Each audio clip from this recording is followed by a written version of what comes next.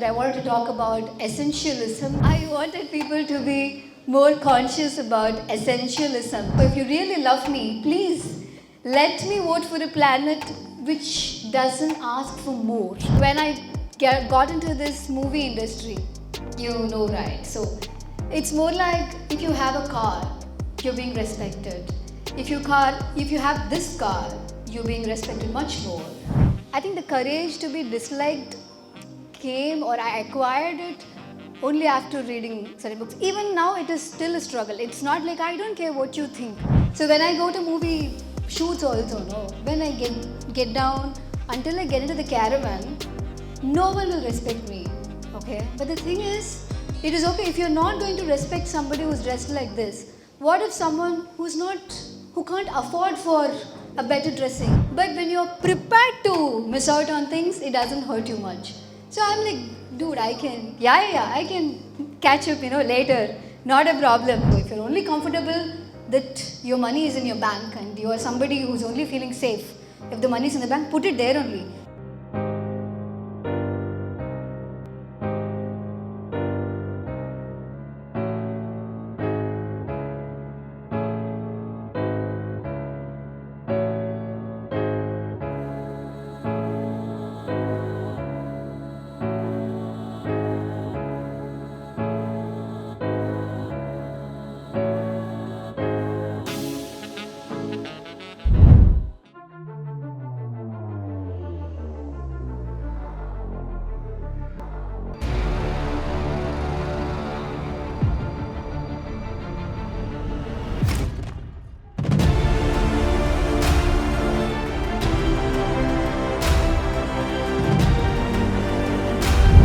First of all, I'm really happy to be here today. But still it makes a lot of, it gives me a lot of happiness, because generally when we speak, if we have someone to listen, it means a lot to us, right? So imagine having a room full of people, ready to listen to me. That is a great thing for me. So first of all, I'm very, very grateful for that. I wanted to talk about essentialism. So more than capitalism, Marxism, or any left, right, center, up and down, I wanted people to be more conscious about essentialism, knowing what is truly essential in our lives and in the moment. So whenever we speak to any environmental enthusiast or in a government also, they all come up with one problem, that people are not aware of what they want. Neither are they aware of what they don't want. So that comes a huge problem, because I can offer you a Samsung phone, also an Apple phone, also some Motorola, everything, and I'm giving you all for free. Will you have the heart to say no for it? So because when the human beings are not knowing where to stop, where to say no, we are accumulating a lot of stuff which we don't need.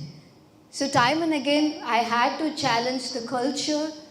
I had to challenge my mother's love, because it means I have to have a lot more in my life.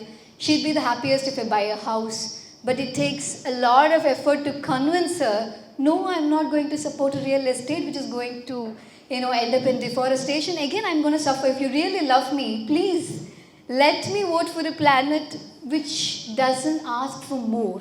Conscious thinking is what I wanted to tell or highlight, which you already know. So for this, I had read a book by Osho. So it was a very simplest thing that he said. I keep repeating it wherever I go, because I loved that. So he was like, if you love someone, you're going to propose to them. What I've been taught, we take a rose, we go give them, express. It's out of love that we do. But who likes the rose? Does she or he likes the rose? Or do you like the rose? Or are you giving the rose just because that's the universal language of love? So he says, when you do something, be conscious of it. Do it if you really feel, or really your conviction is so strong that you know the other person loves roses. Or if the other person loves a pen, you can give them a pen. It makes much more sense. But to give a rose is to just blindly follow which you've been fed. So the 500 ml water bottles. So yeah, it's also there. So I'm like, we have to lead by examples. And they were planning, as you know, they are planning for the third master plan for Chennai, which is for years between 27 to 46. So probably we'll be in our 50s or retirement stage. So that's completely a different thing. But if we really have to give back to the children that we have, it is not about getting another house. It is not about investing in a lot of properties. It is not about giving them all that we could, but it is about telling them that, making them realize to choose whether it's really necessary, whether it's really essential. So this is what we wanted to convey today, because we cannot change the government, not very sooner, but I think even if the government wants to change a lot of things, without the support of the public, it's not possible. So I think it's very important for us to realize whether or not we need certain things. So that is what I wanted to convey today, but I'm sure you guys will have a lot to offer also. So can we get into the Q&A session, where if you want to ask anything or if you want to suggest anything, you can probably suggest or ask, so we can let it not be a one-way conversation. Great to listen about the essentialism, what we usually do and we do not do. So, nothing to offend, but a small thought that I want to share. Oh, please. So, wearing a crumble shirt in a group where you stand out to be very smart, like when I say smart, intellectually smart, you set a trend there and it is all fine. But if you are among the crowd and equally smart people who wear a crumble shirt, and there is something called a peer pressure, right? It is always there.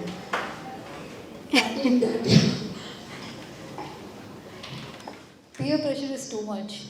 Okay, and I always know, very difficult, and self-control is overrated. You can't have everything around me that's tempting me and talk to me about self-control. It's very, very difficult. So one thing that I do consciously is, I'm very choosy about who I follow, even on Instagram. And I don't click the links which tempt me, okay? If it says, Nayanthara has bought a beautiful house, okay, so my mind is like, okay, I want to see the house, but then just I take like 2 to 3 seconds to really know whether I want to click it, Resisting the temptation is a difficult thing, but once you do it, it's very easy. You have 100 rupees, you want to buy so many things, it's not possible. So if you're buying something for 80 rupees, you have only 20 rupees left. You will make sure that you will do something within the 20 rupees. I think that's how the environmental structure should also be there, is what I believe. See, peer pressure, you tell me, I have actresses or actors standing next to me and I will look like, I'm going to be serving them, So there comes a point where your ego is also disturbed, because people are not going to treat you the same way that they are treating the other person. So when I go to movie shoots also, when I get down, until I get into the caravan, no one will respect me, okay? But the thing is, it is okay if you're not going to respect somebody who's dressed like this. What if someone who can't afford for a better dressing? So if you're not going to treat us equally, dude, I'm okay if you don't respect me. I don't want your respect only to go for the wedding. And also, he will be taking vlogs. So I have to be in the vlog also. So I'm like, I don't want the entire world to know how I'm being dressed. It's okay if I'm going to miss out on this. But when you're prepared to miss out on things, it doesn't hurt you much. So I'm like, dude, I can catch up, later. Not a problem. How do you know where to compromise and where not to compromise when it comes to essentialism? I think deep within us we know. With the kind of information that we have, we are able to choose. We know what to do. Sometimes we only not listen to ourselves. Sometimes I think it's more like a gut feeling. Okay. But you will also be compromising on the part where you'll be missing out the fun or major FOMO you're talking. See, I don't know whether you've read about productivity. So productivity as such, or the discipline, or whatever the routines they call, when we talk about it, it's boring, okay? But then when you put it into action, it makes room for a lot of things. You will miss out on something, but you will gain something else. So there will be a balance. I just wonder at people, when I go to houses of certain people, like for every step that you take, there is something. I'm like, who cleans all this? Like, I always wonder, how do you find the time for it? So it's more like, if you get rid of all these things, you will get peace. So what do you want? This fun is temporary, yeah? But you can, if you invest in it, this is also going to be fun, but not an immediate fun. It is going to take some time. Probably out of 7 days, we can do 1 day of being the conscious of everything. 6 days you have fun only, but at least now we have 1 day where you will think about certain things. It's just a small difference. It's not losing, it actually gives you happiness. Let me tell you, okay, I don't know whether it's civic to talk about it here, but it is, I think it should be okay. So recently, you would have seen these celebrities with airport looks. Okay, they dress up for the airport. I'm like, when you travel, I think I will want to be the most comfortable person when I travel. Okay, so I reduced wearing a bra. So instead, I go for a dress which is very loose. I'm going to be traveling and one wash less. So the water that is going to be used for my bra is not going to be used. So I'm like, and I don't think you will never notice whether or not I have it. But the kind of happiness that I get, no.